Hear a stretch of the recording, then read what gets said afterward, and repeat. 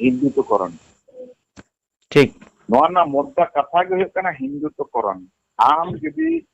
आमा रोड़ेम आदा आमा धर्मम आदा आमा कल्चरम आदा उन्हें नुकु को कोपय कना हिंदुत्वकरण मा जहां प्रक्रिया नरेंद्र मोदी सरकार को वा निकुरेन जहां कमी कांदो नुकु नितो 73% हिंदू ना 83% होइलन खान के नुकु वा दिसम के हिंदुत्व दिसम को घोषणा है ठीक है नुकु हर के हिमित को हर तालखान जे जहर रे बाबन भोगाया नदी बाबन चोडोरा माजी दो अकोय केना नोआ बान बडाय कते की लेदा माजी बडाय कते के माजी दो कोड़ापन को माजी केना ताले माजी सिस्टम रपुट हुआ ओजे रपुट का प्रक्रिया तो ने एहो दादो नोआ ना मुखम कथा के केना हिंदुत्वकरण और नुकु हर दो हिंदू धर्म रेना आदिगान हटिन मिना जो धर्म मुद्रे आदिगान हटिन मिना ओना हटिन को तो जॉइन करते तबे ना हिंदू धर्म हुई कना हैं तो जय गुरु धर्म मिना नमोकाली मिना तुम्हार जे आरो केबे को तो मिना को आदि धर्म मिना हिंदू भित्री रे अब नोआ नु रपुट करते ओना हिंदू तो उनका टांग पाखा धर्म बनाव करते ना हिंदू रे गुजो को लगी खंबा को लगी ओना प्रक्रिया के नो एकदम अदो आबो जवन जाहिर डंगरी ना तबन दो जाहिर रे माने सांगरा बन बुगा को जानसार रे नो जे नोनाय रपुट लगी तो किंतु आबो तो बांचाव मिना को नोआ कोते गे हो आबो तो सुक्री बन जम कोआ नोआ कोते बांचाव मिना कोना सुक्री बन जम तो इंटेंट के तो बा सुक्री गोंगा कते बन जम कोआ नियर लहारे जकोन नोआ जहां मंदिर को बनाव के दो राम मंदिर को बनाव के दो राम मंदिर को बिना जखन ने हिस को लाए दो ला जखेट के नेल के बत्तर धर्म हर को होका को हासा इकते गाडाना इकते ana jena agukate note chala ko menta ko men khan nel ke sari dharam hor do kintu bako menta ko sari dharam hor do kintu bako menta bona सारना तो कमेंट करवा एवं सारनारेन विभिन्न ओना आदिवासी पापारेन देश की जाति को ओंडे को सेलेक्ट करना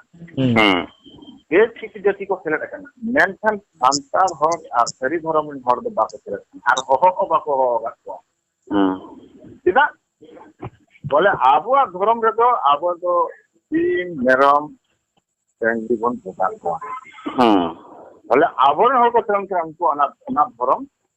बड़ी जो आर मेटन परिष्कार जिनिस जल में है आबोरेन नंबर 1 हर जहां राष्ट्रपति कना है राष्ट्रपति का समय कना इदा का समय कना बोले उनी तो अछूत गया है संसार हर माने अछूत गया बन आलफा मेटन आदिमारंग मेटन दालाल कन आदिमारंग माने अब भावना बन बाबन तारे है नोआ भी तो ये नोआ भी तो ये नोआ को अच्छा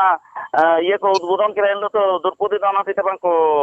नेता ले दिन तो बाको ये बाको हो दे नागी लेदा ताले आबो आगे जाहिर को मुचेदा जहां तीन मेरम बन बोंगा को ओना को मुचेद लगिन ओना पाई हिसाब से तो कमी करना है सालखान आबो आदिवासी जगत रे पाई हिसाब से कमी करना है सालखान बोले हांडी जहां बन बोंगा है तो हांडी भवन बुंगाया ले साल खान ले जाए नोना कदी कदी कथा को साथ लेकान के परिष्कार बुझो जामुआ साल खान अधिमारान हिंदुत्व कोरोना पाए कन होय नो जे नुन दिन गोटाय दानन कना नु तो एमपी तो ताहे कना 98 साल खुना 2003 साल ताले नुन तिने कौडी जुगाड़ काटे नो कौडी तो गोटाय दानन कना नुटाय कमी कना उकाहन कौडी नाम दाय अधिमारान पाए कना नु तो मोहन भगवत संग सह जोगाजोग नाते अडी भित्री खुना नु टाका को निकालाय ओना खातिर के तो कोलकाता रे ओने नेता आकादे दको ए नेता आकादे दई आबो जे नय कमी राबन साबता दो नय का नंबर 1 कमीरा संतर जाति एवं संतर जातिया कृषि कल्चर राइरिस अरिकली भोगा बुरु साव सावते धर्म बांचना जहां कमी रे आबो आबो तो ना बाबो जोर जबरदस्त बाबो को हड़ा गुई केना अब तो जुक्ति तो बताए करना और दिसम हर ठेन बन पसना होदा जखन के दिसम हर नोआ को बड़ाएदा उनको को अंधार को ताहे कना से नितो जखन जुक्ति सला को बुझ लेदा को ई बाबा सारी के तो नोवा मा एकदम जुक्ति हिजुक कना नोना जुक्ति नो जेमन कोलकाता रे नुई को नेताय कना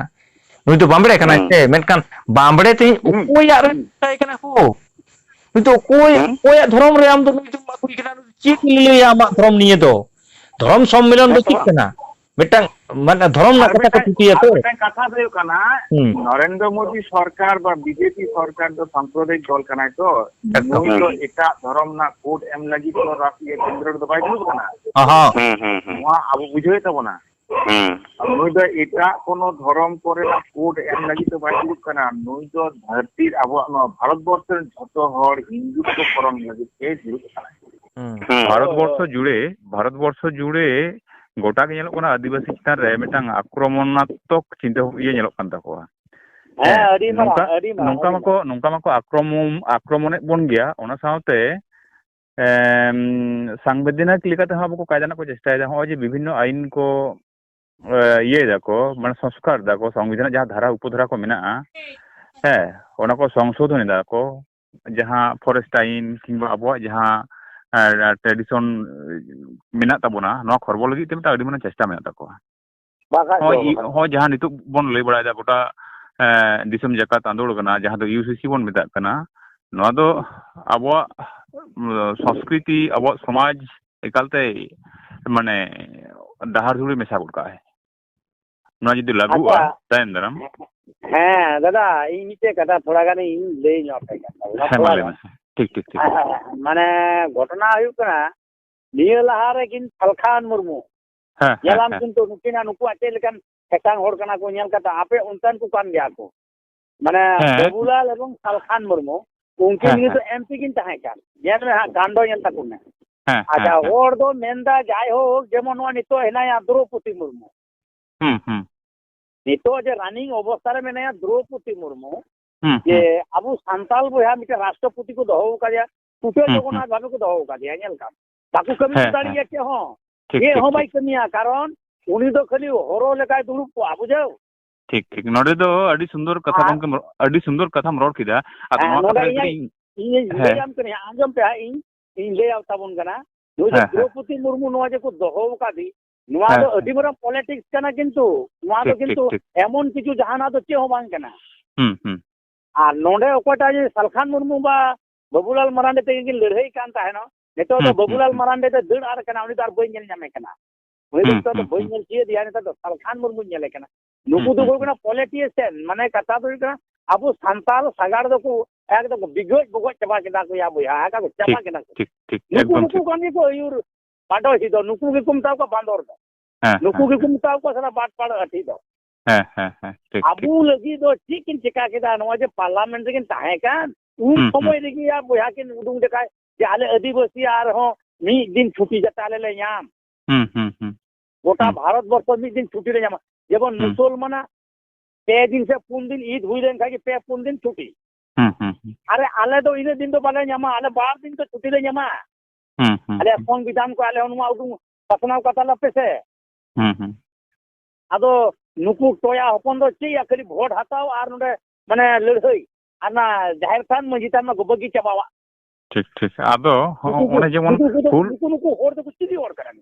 हां ठीक आदिवासी को समाज को चगो में हां होजे हुल दिवस होइन तबना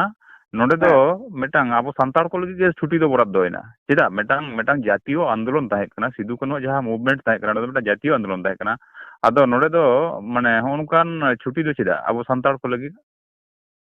शुरू माने संतार को लगी छुट्टी स्कूल कॉलेज बंदो जखन एटा उनको ये को हुयुक कना मनीषी को से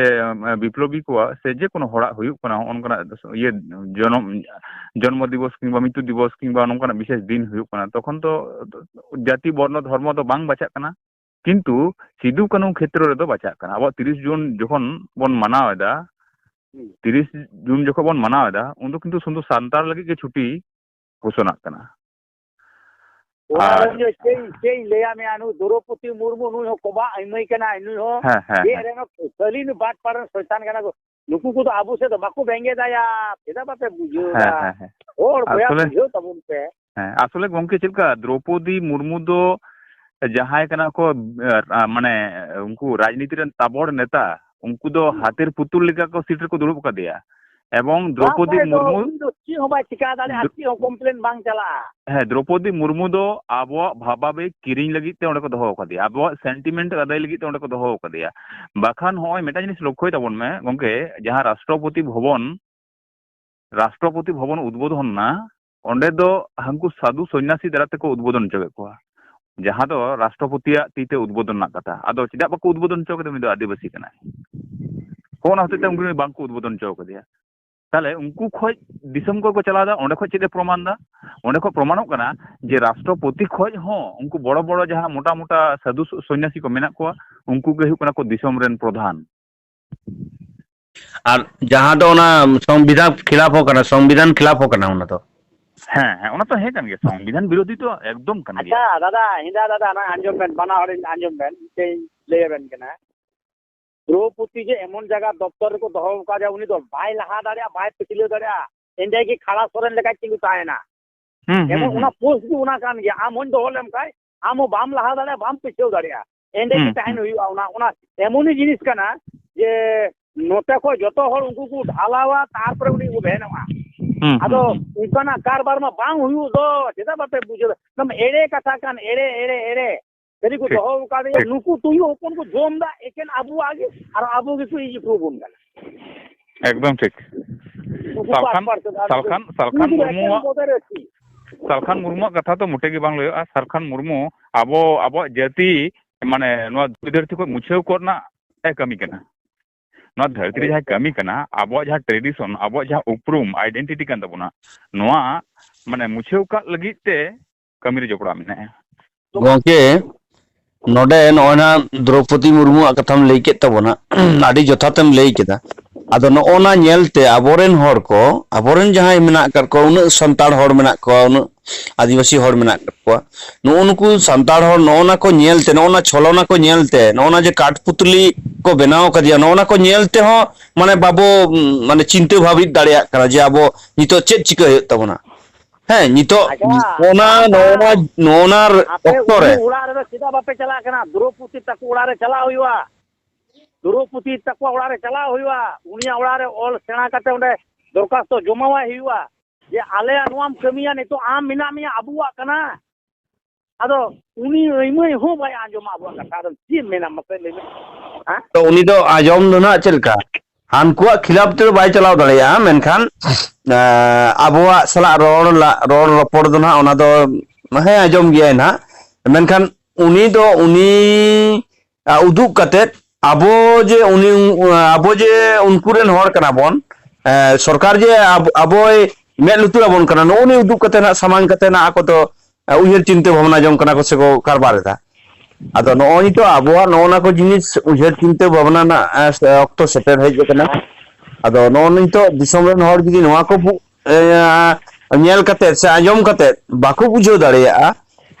दिसोम ना परिस्थिति चेक चला कना ताहले खान हापेन दिन रे दो आबो दो ना खूब माने आनाट रे दादा आंजम तला में थोड़ा गान माने नुकु जे सेंगेल अभियान को नोआ जे को कमी कान अरे बाबा आबो तो हुई कना जाहिर थान मंझी थान होर कना बो सांताल बोया होर कना बो आबो दो चे हाना धारणा दो एटा एटा हाना नमा को इदिए कान उना उना इन बई कुसी कना बुझो एटा नियम लेक्ति को बगी चबावा कान ताबो आबो सांताल कोआ एकदम एकदम हां एकदम एकाल नोआ दो एकदम सारी के तो माने